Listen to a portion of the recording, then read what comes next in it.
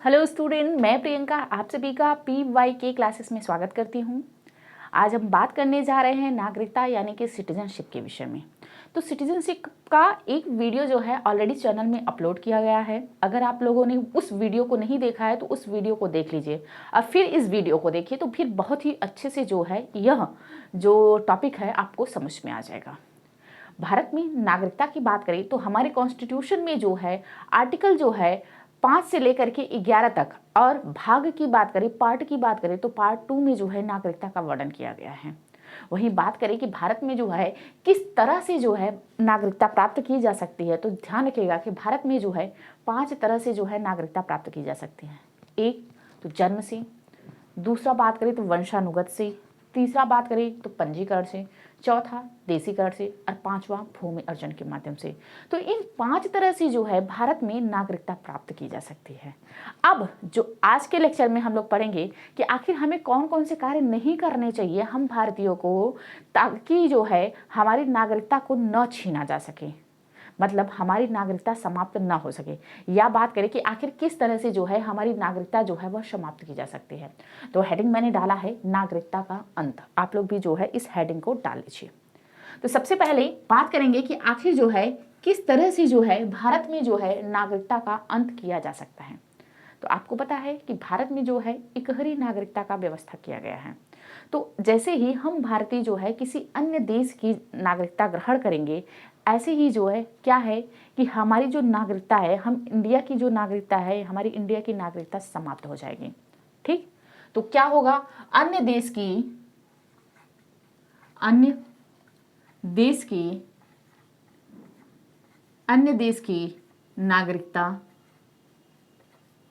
नागरिकता ग्रहण करने पर ठीक, अन्य देश की नागरिकता ग्रहण करने पर जो है जो हम भारतीयों की नागरिकता है वह समाप्त हो जाएगी। वहीं दूसरे पॉइंट की बात करें कि आखिर और किस तरह से भारत की नागरिकता समाप्त हो सकती है, तो ध्यान रखिएगा, अगर हम अपनी नागरिकता खुद त्याग कर दें, अपनी नागरिकता को छोड़ दें, तब जो है हमारी नागरिकता जो है वह समाप्त हो जाएगी। हमारा जो सिटीजनशिप है, अगर हम अपने सिटीजनशिप का त्याग कर दें तो जो है हमारी नागरिकता समाप्त हो जाएगी। तो नेक्स्ट पॉइंट क्या होगा, नागरिकता का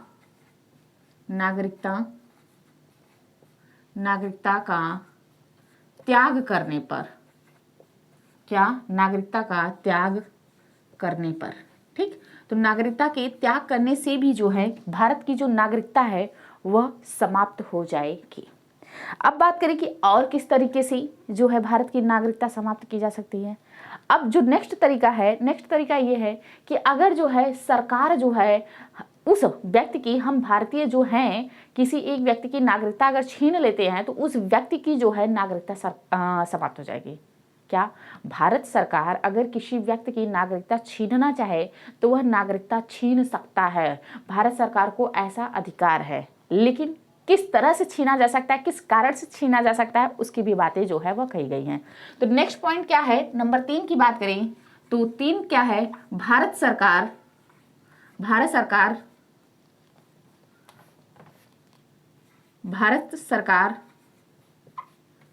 के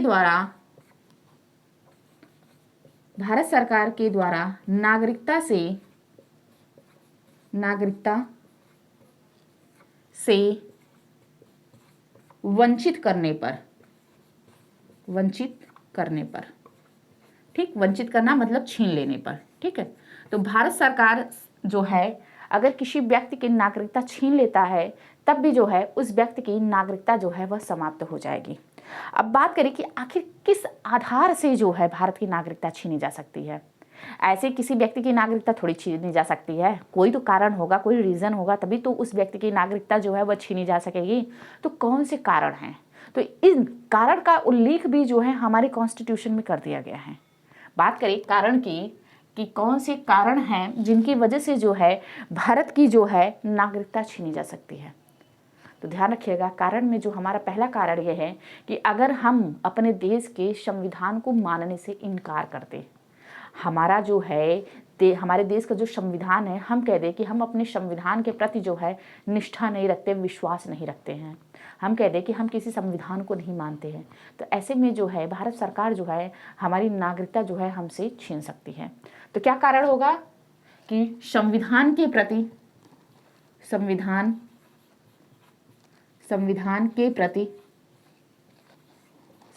के प्रति अनिष्ठा व्यक्त करने पर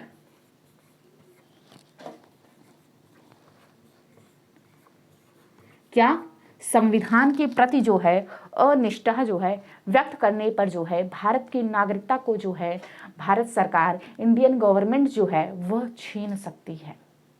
क्लियर? आइए बात करें सेकंड रीजन क्या है जिस आधार से जो है भारत की नागरिकता को भारत सरकार छीन सकती है। तो ध्यान रखिएगा, अगर हमारे देश में युद्ध चल रहा हो और उस युद्ध काल के दौरान जो है जो हमारा शत्रु है, अगर उस शत्रु की हम सहायता कर देते हैं तो जो है भारत सरकार जो है हमारी नागरिकता को छीन सकती है। किस तरीके से? जब युद्ध चल रहा हो किसी भी देश के साथ, मान लीजिए भारत चीन के साथ जब युद्ध चल रहा था, तो हम क्या करें कि किसी शत्रु की जो है उस देश के जो चीनी व्यक्ति हैं, चीनी सैनिक हैं, उनकी सहायता कर दें या शत्रु देश की सहायता कर दें, तब क्या है ऐसे में जो है भारत की नागरिकता को छीना जा सकता है। और छीनेगा कौन? तो भारत सरकार। ध्यान रखिएगा, ठीक। तो क्या होगा, युद्ध काल के दौरान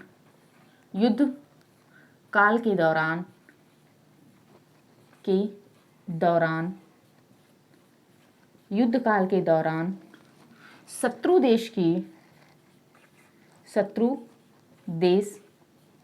की सहायता करने पर ठीक। तो युद्ध काल के दौरान अगर शत्रु देश की जो है सहायता की जाती है तो ऐसे में क्या है, तो ऐसे में जो है भारत की नागरिकता को जो है, हमारी सिटीजनशिप को जो है, जो हमारी गवर्नमेंट है वह छीन सकती है। क्लियर? तो इन 3 तरह से जो है भारत की नागरिकता को जो है वह समाप्त किया जा सकता है, या इस तरीके का अगर हम काम करते हैं तो हमारी नागरिकता जो है उसका अंत हो सकता है। अब बात करेंगे अनुच्छेदों की, क्योंकि आपके अनुच्छेदों से जो है डायरेक्ट क्वेश्चन बनता है। मैंने आप लोगों को बताया कि जो हमारा सिटीजनशिप है वो हमारे कॉन्स्टिट्यूशन में जो है पार्ट 2 में, और आर्टिकल की बात करें तो आर्टिकल 5 to 11 में जो है वर्णन किया गया है। तो एक एक करके एक एक अनुच्छेद के विषय में बात करेंगे, कौन सा अनुच्छेद जो है क्या कहता है। तो सबसे पहले बात करेंगे आर्टिकल 5। किसकी बात करेंगे? बात करेंगे आर्टिकल 5 की।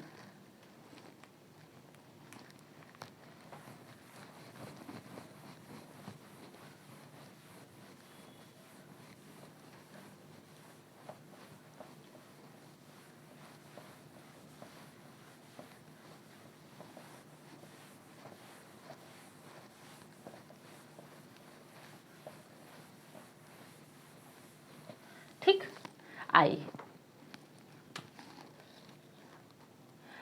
बात क्या कर रहे हैं? बात कर रहे हैं आर्टिकल 5 की। ठीक, आपको पता है कि अनुच्छेद जो है, अनुच्छेद कहे या आर्टिकल कहे, उसी का हिंदी रूप है। ठीक, तो अनुच्छेद 5 से 11 तक, ठीक, अनुच्छेद 5 से 11 तक में जो है क्या है, सिटीजनशिप यानी कि नागरिकता का उल्लेख किया गया है। उसमें बात करें कि अनुच्छेद 5 जो है वह क्या कहता है, तो अनुच्छेद 5 जो है वह संविधान जब लागू हुआ था उस समय जो जो व्यक्ति जो है भारत के नागरिक माने गए हैं उनके विषय में बात करता है। क्या कहता है कि संविधान के प्रारंभ के समय नागरिकता, मतलब ये कि 26 जनवरी 1950 से जो भी व्यक्ति जो है भारत में रह रहे हैं वो सभी व्यक्ति जो है भारत के नागरिक होंगे। क्या कह रहा है? 26 जनवरी 1950 से रह रहे सभी व्यक्ति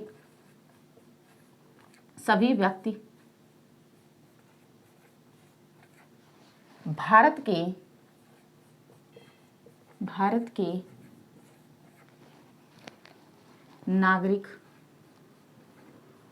भारत के नागरिक होंगे। क्या कहा? 26 जनवरी 1950 से रह रहे सभी व्यक्ति जो होंगे वह भारत के नागरिक होंगे। मतलब इसमें क्या है कि संविधान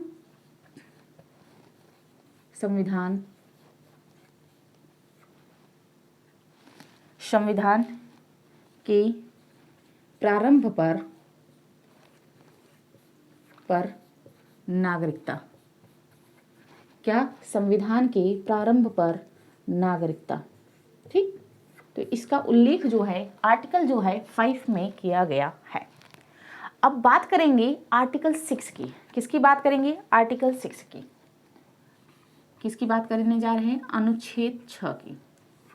तो अनुच्छेद 6 क्या कहता है कि ऐसे व्यक्ति जो पाकिस्तान से भारत आए हैं वो सभी भी जो है भारत के नागरिक माने जाएंगे।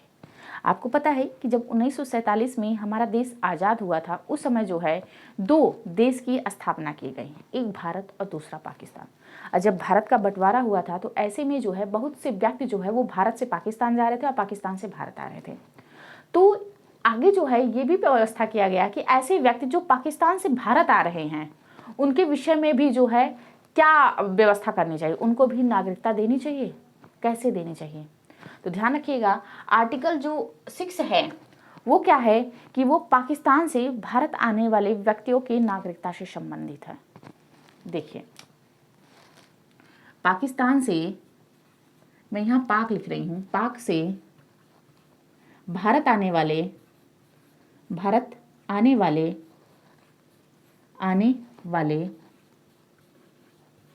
व्यक्तियों की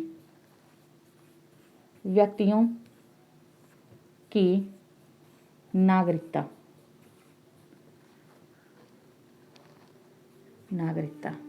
ठीक, तो पाकिस्तान से जो लोग भारत आए हैं उन व्यक्तियों की नागरिकता से संबंधित जो है प्रावधान कौन करता है? तो आर्टिकल 6। तो क्या सभी व्यक्ति जो पाकिस्तान से भारत आ रहे हैं उन सभी व्यक्तियों को नागरिकता मिल जाएगी? अभी क्या है कि कोई पाकिस्तानी व्यक्ति जो है उठ करके जो है भारत में आ जाए तो क्या उसे भारत की नागरिकता मिल जाएगी? अब आप लोग न्यूज़पेपर में देखते होंगे, टीवी में भी सुनते होंगे कि अगर कोई भारतीय व्यक्ति जो है वो पाकिस्तान चला जाए बिना वीज़ा के तो उसे जो है आतंकवादी घोषित कर दिया जाता है। तो क्या भारत में ऐसा व्यवस्था है कि भारत में जो है पाकिस्तान से कोई भी व्यक्ति आ जाए और उसे जो है इंडिया का सिटीजनशिप मिल जाएगा? तो बिल्कुल भी नहीं। उसके लिए जो है कुछ शर्तें हैं, कुछ कंडीशन है। तो शर्तें देखिए, ठीक, शर्तें, ठीक, इस शर्तें जो हैं वो क्या रखी गई हैं, किन व्यक्तियों को जो है, किन ऐसे पाकिस्तानी व्यक्तियों को जो है भारत की नागरिकता मिलेगी। ठीक, तो ध्यान रखिएगा उसमें क्या कहा गया है शर्तों में। नंबर एक शर्त की बात करें तो क्या कहा गया है कि वो व्यक्ति जो पाकिस्तान से भारत आ रहा है उस व्यक्ति का जो जन्म हुआ है, बॉर्न जो हुआ था वह जो है अविभाजित भारत में पैदा हुआ हो। क्या? जन्म जो है, जन्म अविभाजित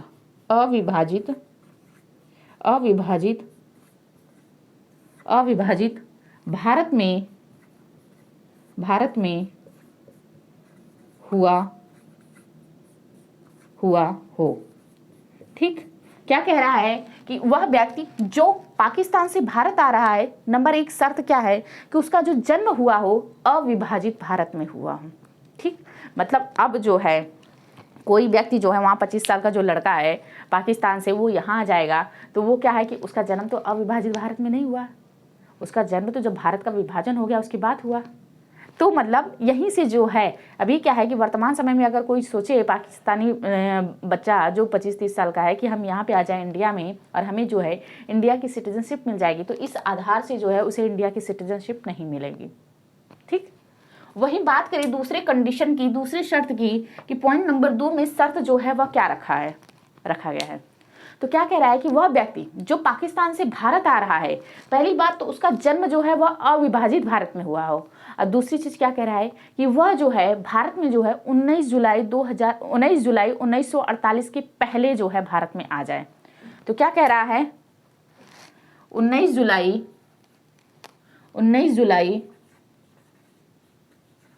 1948 के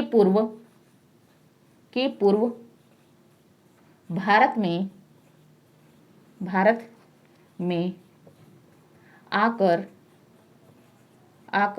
रहने लगा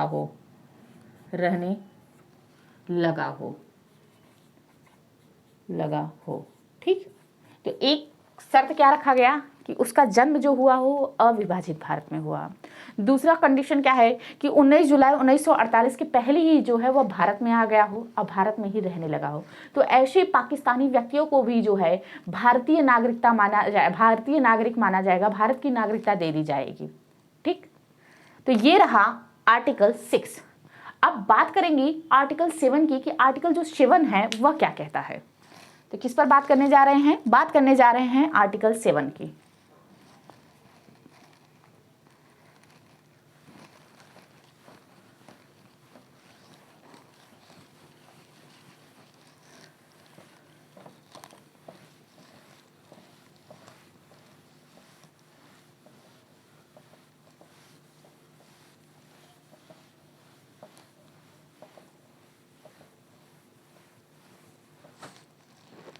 किसकी बात करने जा रहे हैं? बात करने जा रहे हैं आर्टिकल यानी अनुच्छेद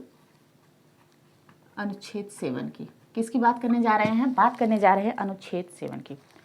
अनुच्छेद 7 जो है उन व्यक्तियों से संबंधित है जो कि रहने वाले भारत के हैं। ठीक, लेकिन जब ये हुआ कि भारत का विभाजन होगा और फला क्षेत्र जो है वो पाकिस्तान बनेगा और फला क्षेत्र जो है वह इंडिया में जाएगा, तो ऐसे में जो है कोई व्यक्ति है, मान लीजिए एग्जाम्पल है कि कोई व्यक्ति जो है वह यूपी में रह रहा हो और वो जो है चला जाए पाकिस्तान और कुछ समय बाद जो है वहाँ पे रह लेता है और कुछ समय बाद उसे एहसास होता है कि अरे यार हमसे तो बहुत बड़ी गलती हो गई, हमें जो है पाकिस्तान में नहीं जाना चाहिए। ऐसा करो, फिर से बोरिया बिस्तर जो है अपना समेटो और वापस से चलो अपने देश इंडिया ही जो है सही कंट्री है, पाकिस्तान जो है सही नहीं है।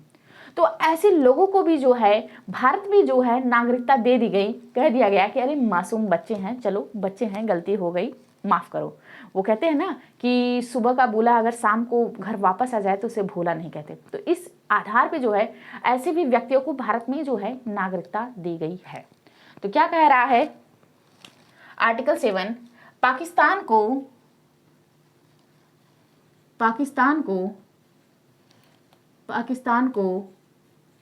प्रवचन करने वाले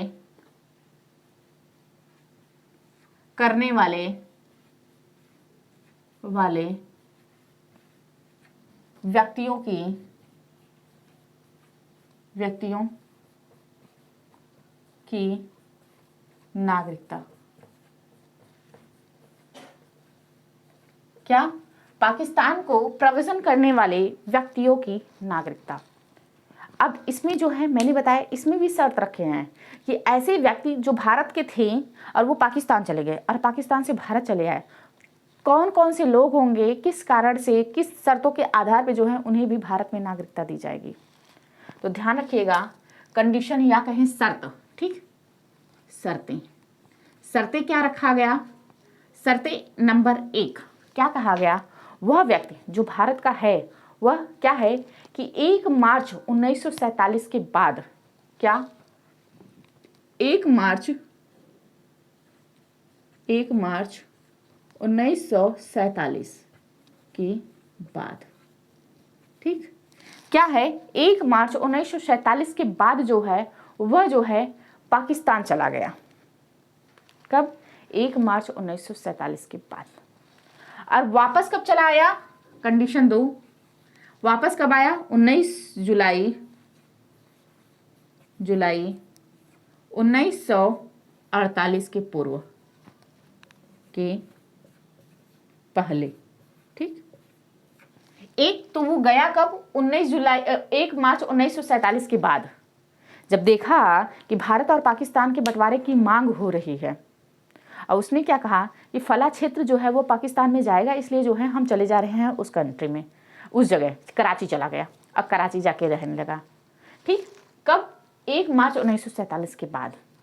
उसके बाद जो है उसको एहसास होता है अरे यार गलती हो गई, कराची से छोड़ो और वापस से आओ जो है दिल्ली और वहाँ पे रहेंगे। अब जो है वो यहाँ से वापस चला आया यहाँ दिल्ली में इस तरीके से अगर वो 19 जुलाई 1948 के पहले जो है भारत में आ जाता है और भारत में रहने लगता है, तो ऐसे व्यक्तियों को भी जो है हमारे कॉन्स्टिट्यूशन के अकॉर्डिंग जो है भारत का जो है, इंडिया का जो है सिटीजनशिप जो है वह मिल जाएगा। क्लियर?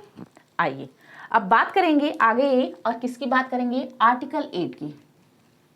किसकी बात करेंगे? बात करेंगे आर्टिकल 8 की, अनुच्छेद 8 की। ठीक, तो अनुच्छेद 8 जो है, जो भारतीय मूल के व्यक्ति हैं, भारतीय मूल के कौन व्यक्ति हैं? जैसे मैं हूँ, ठीक है। अब क्या है कि मेरे दादाजी जो हैं वो इंडिया छोड़ करके वो कहीं और कंट्री में शिफ्ट हो जाते हैं, मान लीजिए अमेरिका में शिफ्ट हो गए। ठीक, अब क्या है कि मेरे दादाजी अमेरिका में शिफ्ट हो गए, मेरे पिताजी जो हैं वो अमेरिका में ही जन्म लिए, उनको वहीं की नागरिकता मिली, दादाजी ने भी अमेरिका की नागरिकता ग्रहण कर ली, और मैंने भी, हालांकि मैं वहीं पे जन्म ली, वहीं पे पली बढ़ी, तो मुझे भी जो है वहाँ की नागरिकता मिल गई। अब ऐसे में जो है मैं जो है नागरिक तो अमेरिका की रहूंगी, लेकिन जो है मूल मेरा जो है, मेरा वंश जो है वह कहाँ का रहेगा? भारतीय रहेगा। तो ऐसे भारतीय लोगों को भी जो है भारत में जो है वह नागरिकता जो है वह दिया जा सकता है या दिया जाता है। तो ये जो आर्टिकल है, आर्टिकल 8 जो है वह भारतीय मूल के व्यक्तियों की नागरिकता से संबंधित है। क्या? भारतीय मूल के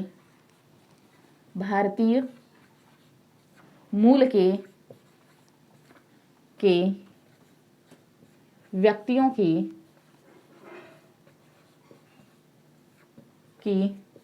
नागरिकता। क्या? भारतीय मूल के व्यक्तियों की नागरिकता।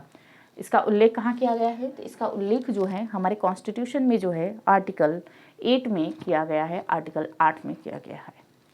अब आगे बढ़े, अब बात करें आर्टिकल 9 की। किसकी बात करेंगे? बात करेंगे आर्टिकल 9 की, अनुच्छेद 9 की। अनुच्छेद 9 जो है वह क्या कहता है?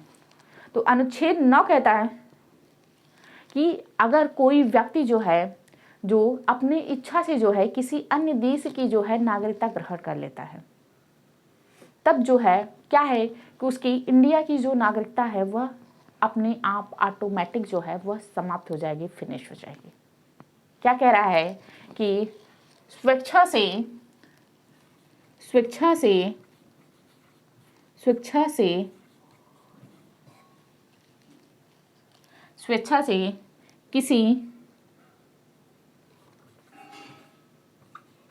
किसी अन्य देश की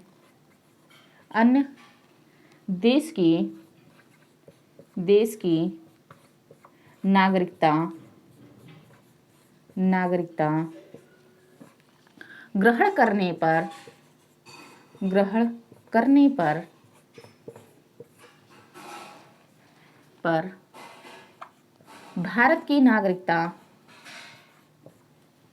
भारत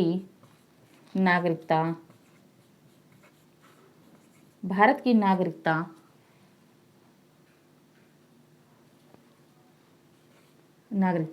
स्वतः समाप्त हो जाएगी।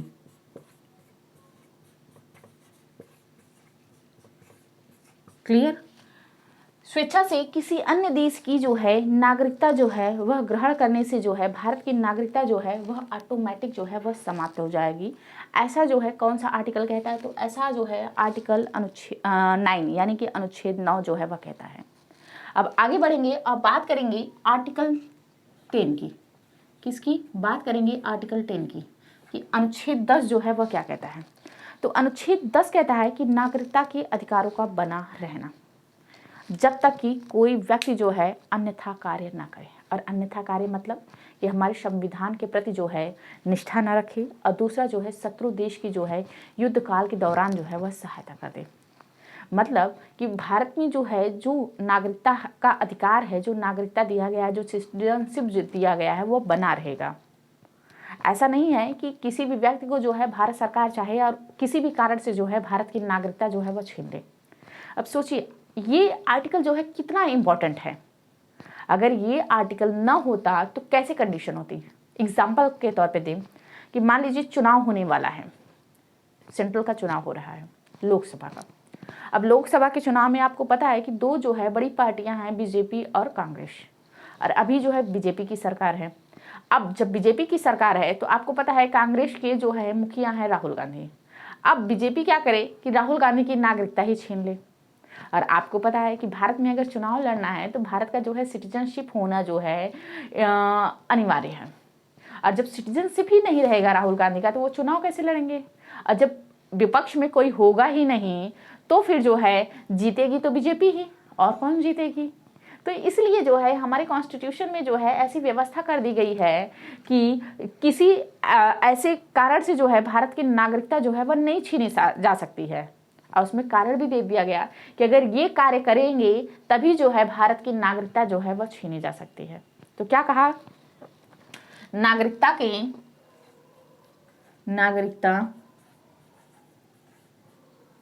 के अधिकारों का, नागरिकता के अधिकारों का बना रहना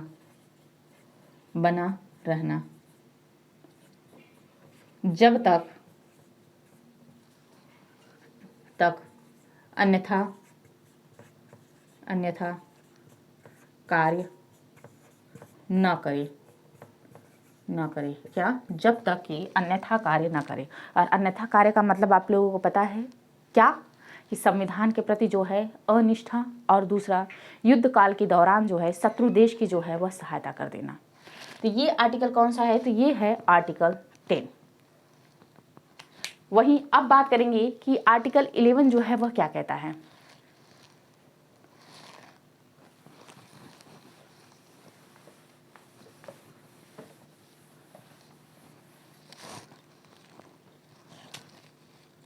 किसकी बात करेंगे, आर्टिकल 11 की, यानी कि अनुच्छेद 11 की। तो अनुच्छेद 11 जो है वह यह कहता है कि संसद को नागरिकता से संबंधित जो है विधि जो है, लॉ जो है वह बनाने का अधिकार है। क्या कहता है, संसद को नागरिकता से संबंधित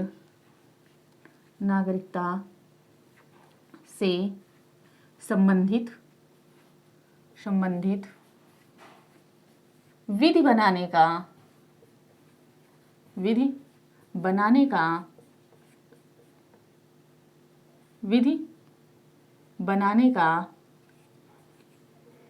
अधिकार है। ठीक, क्या कह रहा है, संसद को जो है नागरिकता से संबंधित, ध्यान रखिएगा यहाँ से प्रश्न बनता है, क्या प्रश्न बनता है कि नागरिकता से संबंधित जो है विधि बनाने का अधिकार किसके पास है, तो किसके पास है, संसद के पास है। ये चीज़ जो है आप ध्यान रखिएगा, नागरिकता यानी कि सिटीजनशिप से रिलेटेड जो है कोई भी लॉ जो है हमारे देश में लाना हो तो वो कौन लाएगा, तो वो जो है संसद लाएगी।